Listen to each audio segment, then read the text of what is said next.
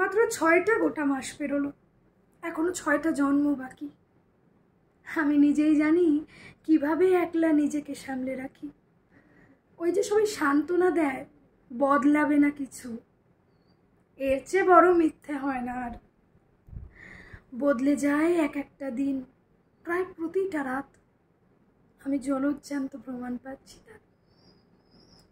আজকাল অ্যালার্ম বাজলে সঙ্গে সঙ্গে ঘুম চোখ যায় খুলে, আর চলে না একটু ঘুমাই বলে পাশ ফিরে শুলে। আর চলে না বিছানা ছেড়ে এমনিই চলে গেলে। আজকাল আমার দিন শুরু হয় বাসি বিছানা চাদর তুলে।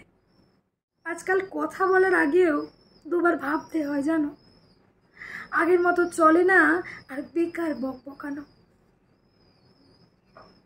কে কি ভাববে, কষ্ট পাবে, এসব ভাবতে গিয়ে আমার ছেলে মানুষ আমিটা গেছে কদিনেই হারিয়ে। যদিও দিনগুলো বেশ রঙিন এখন, রাতগুলো রক্তিম। নতুন মানুষ, প্রেম, উষ্ণতা, স্পর্শর আহারহীন।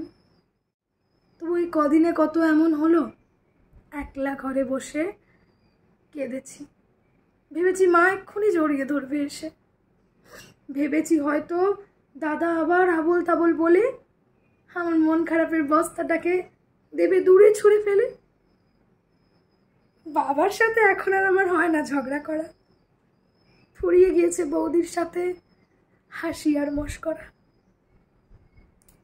অন্ধকারে যে মেয়েটা আমি ভীষণ পেতাম ভয়, আজকাল লোডশেডিংয়ের রাত্রে আমার একাই থাকতে হয়। পুরো পৃথিবীটাই তো বদলে গিয়েছে, বদলেছি আমি নিজে। এখন আয়নায় সেই পুরনো আমিকে আর তো পাই না খুঁজে। ভাবছো এত কিছুর পরেও কেন ঠোঁটে লেগে আছে হাসি?